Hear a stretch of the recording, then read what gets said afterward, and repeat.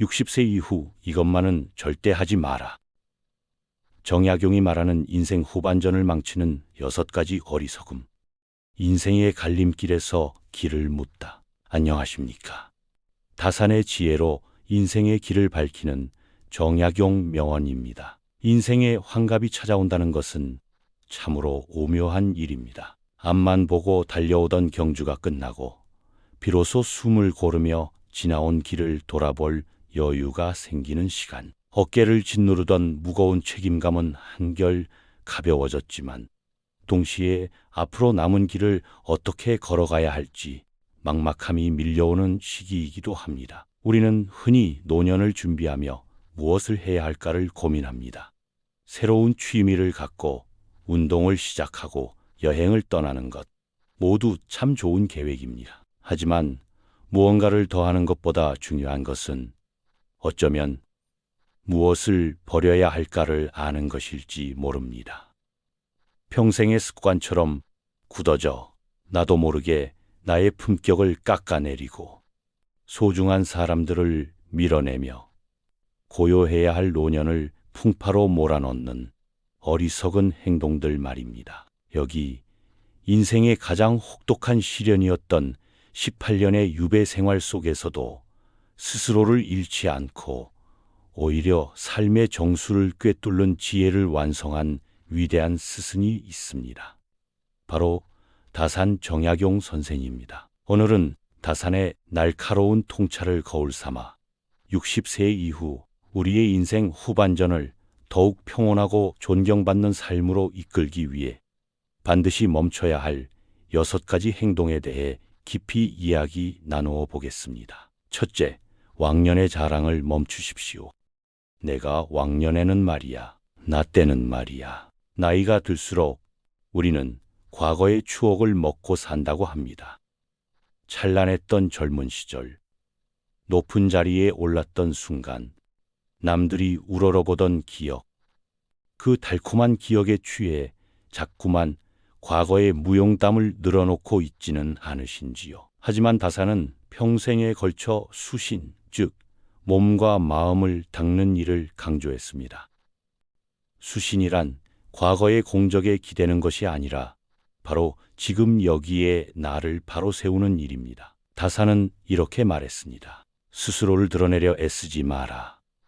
벼는 익을수록 고개를 숙이는 법이다. 진정한 군자는 자신의 공을 떠벌리지 않습니다. 그 인격과 지혜의 향기가 저절로 주변을 감싸기 때문입니다. 끊임없이 과거의 자랑을 늘어놓는 것은 역설적으로 지금의 나는 내세울 것이 없다고 광고하는 것과 같습니다. 자식들이나 젊은이들에게 존경받고 싶으십니까?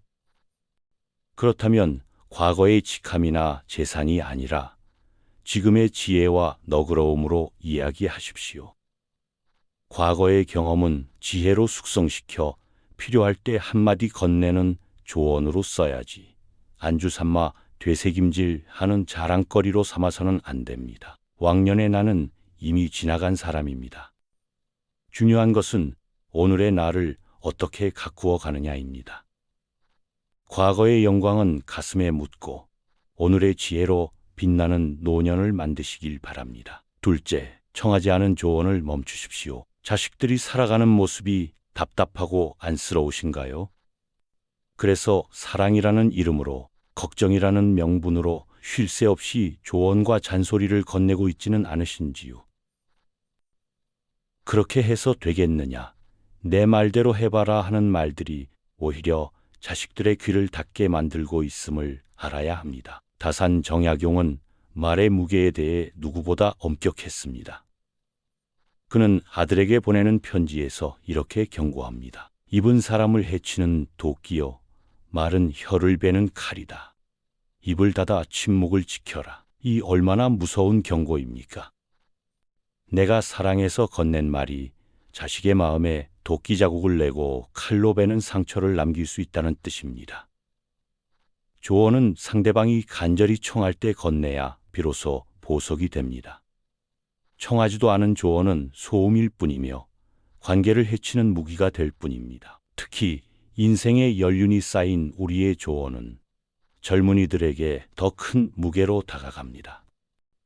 그 무게가 때로는 격려가 되지만 때로는 숨막히는 족쇄가 될 수도 있습니다. 이제는 말하는 입술 대신 들어주는 귀를 더 크게 여십시오. 자녀의 힘든 사정을 묵묵히 들어주고 그들의 선택을 믿고 지지해주는 것. 그것이 바로 노년의 지혜이며 진정으로 자식을 위하는 길입니다. 현명한 침묵은 어설픈 100마디 조언보다 더 큰 힘을 가집니다. 셋째, 통제할 수 없는 걱정을 멈추십시오. 다 큰 자식의 앞날, 내 힘으로 어쩔 수 없는 나의 건강, 하루가 다르게 변하는 세상사. 꼬리에 꼬리를 무는 걱정으로 밤잠을 설치고 있지는 않으신지요. 다사는 18년이라는 기나긴 유배 생활. 그야말로 내일 당장 목숨이 위태로울 수 있는 최악의 상황에 처해 있었습니다. 그는 그 속에서 무엇을 했을까요? 언제 끝날지 모를 유배 생활을 걱정하고 세상을 원망하며 시간을 보냈을까요? 아니었습니다. 그는 자신이 통제할 수 없는 운명에 대한 걱정을 멈추고 오직 자신이 통제할 수 있는 이 일, 즉 독서와 지필에 몰두했습니다. 하늘의 뜻을 어찌 인간의 힘으로 바꾸겠는가? 그저 내가 할 수 있는 일에 최선을 다할 뿐이다. 이것이 바로 절망 속에서 500여 권의 위대한 저작을 남긴 다산의 정신입니다. 우리가 걱정하는 일들의 90%는 실제로 일어나지 않거나 일어나도 우리 힘으로 어쩔 수 없는 일들이라고 합니다. 자식의 인생은 자식의 몫입니다. 세상의 흐름은 나의 의지와 상관없이 흘러갑니다. 내가 바꿀 수 없는 것들에 대한 걱정은 마음의 벽만 키울 뿐입니다. 그 걱정에 쏟을 에너지를 오늘 내가 할 수 있는 일에 쏟으십시오. 가벼운 산책, 따뜻한 차 한 잔, 좋은 책 한 구절. 내 손안에 있는 작은 행복에 집중할 때 마음의 평화가 찾아옵니다. 넷째, 돈에 대한 집착을 멈추십시오. 평생을 땀 흘려 한 푼, 두 푼 모은 돈. 노후의 든든한 버팀목이라는 생각에 쓰는 것보다 모으는 것에만 집착하고 있지는 않으신지요.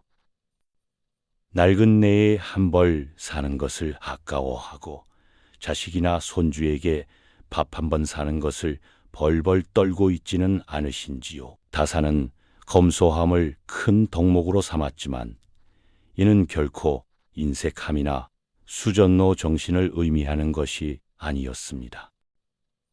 그는 이렇게 말합니다. 재물은 분뇨와 같아서 한 곳에 모아두면 악취가 나지만 골고루 흩뿌리면 거름이 되어 만물을 이롭게 한다. 돈도 마찬가지입니다. 통장 속에 잠자고 있는 숫자는 그저 숫자일 뿐입니다.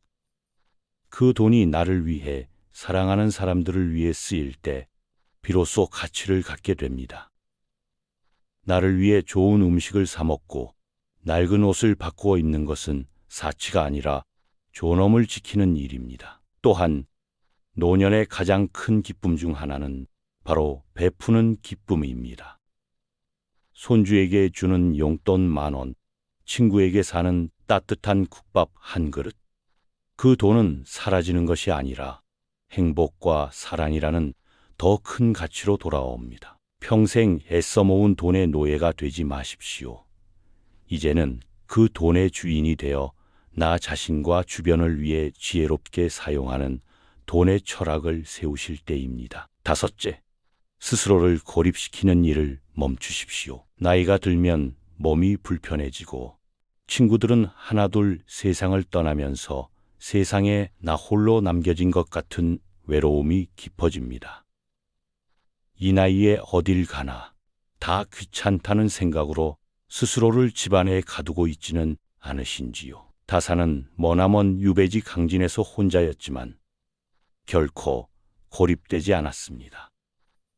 그는 그곳의 젊은 학자들과 교류하고 아이들을 가르치며 다산 초당이라는 활기찬 학문 공동체를 만들어냈습니다. 시련 속에서도 사람과의 연결을 놓지 않았던 것입니다. 벗이 있어 먼 곳에서 찾아오니 이 또한 즐겁지 아니한가. 다산뿐만 아니라 옛 성현들은 이처럼 함께 배우고 토론하는 벗의 중요성을 늘 강조했습니다. 사람은 사회적 동물입니다. 타인과의 교류를 통해 살아있음을 느끼고 정신적인 건강을 유지할 수 있습니다. 몸이 조금 불편하더라도 용기를 내어 문 밖으로 나가십시오. 동네 복지관, 경로당, 종교단체, 취미 동호회 등 찾아보면 마음을 나눌 곳은 얼마든지 있습니다. 새로운 것을 배우고 새로운 사람을 사귀는 것을 두려워하지 마십시오. 고립은 정신과 육체를 병들게 하는 가장 무서운 독입니다. 여섯째, 나 자신을 돌보지 않는 것을 멈추십시오. 수십 년을 누군가의 남편, 누군가의 아내로, 누군가의 아버지, 누군가의 어머니로 살아왔습니다. 내 이름 석자보다 누구 아빠, 누구 엄마로 불리는 것이 더 익숙했던 세월. 그러다 보니 정작 나 자신을 돌보는 일에는 너무나 수월하지 않았으셨나요? 다산 철학의 핵심은 수신제같이 국평천하입니다. 모든 것의 시작과 근본은 바로 수신, 즉 나 자신을 닦는 것에 있다는 뜻입니다. 가정을 돌보고 나라를 걱정하기 전에 내 몸과 마음을 먼저 바로 세워야 한다는 것입니다. 스스로를 다스리는 것이 모든 것의 근본이다. 평생 가족을 위해 살아오셨다면 이제 남은 인생은 온전히 나를 위해 살아가도 좋습니다. 이는 이기적인 것이 아니라 가장 중요한 책무를 다하는 것입니다. 아프면 즉시 병원에 가고 몸에 좋은 음식을 챙겨 드십시오. 젊은 시절 배우고 싶었던 것을 배우고 가고 싶었던 곳에 가십시오. 조용한 시간을 가지며 내가 진짜 원하는 것이 무엇인지 스스로에게 물어봐 주십시오. 나 자신이 건강하고 행복해야 자식들에게도 짐이 되지 않고 세상을 향해 온화한 미소를 보낼 수 있습니다. 이제부터라도 세상에서 가장 소중한 나를 아끼고 사랑해 주십시오. 오늘 우리는 다산 정약용 선생의 지혜를 빌려 60세 이후 반드시 버려야 할 6가지 어리석음에 대해 알아보았습니다. 왕년의 자랑, 청하지 않은 조언, 쓸데없는 걱정, 돈에 대한 집착, 스스로의 고립, 그리고 나를 돌보지 않는 것. 이 6가지를 마음에서 덜어내는 것은 단순히 무언가를 하지 않는 소극적인 행위가 아닙니다. 이것은 불필요한 것들을 버리고 그 자리에 평온과 지혜, 그리고 진정한 자유를 채워 넣는 가장 적극적인 자기 수양의 과정입니다. 오늘 우리가 버려야 할 6가지를 통해 마음의 짐을 덜어내 보았습니다. 그렇다면 이 비워진 마음에 우리는 무엇을 채워야 할까요? 다음 시간에는 다산의 지혜를 통해 자식도 돈도 아닌 이것이 노년을 지탱합니다 라는 주제로 노년의 삶을 가장 단단하게 받쳐줄 마지막 기둥에 대해 이야기 나누어 보겠습니다. 구독과 좋아요로 지혜의 여정에 동행해 주십시오. 당신의 빛나는 인생 후반전을 함께 응원하겠습니다. 다음 영상에서 뵙겠습니다. 고맙습니다.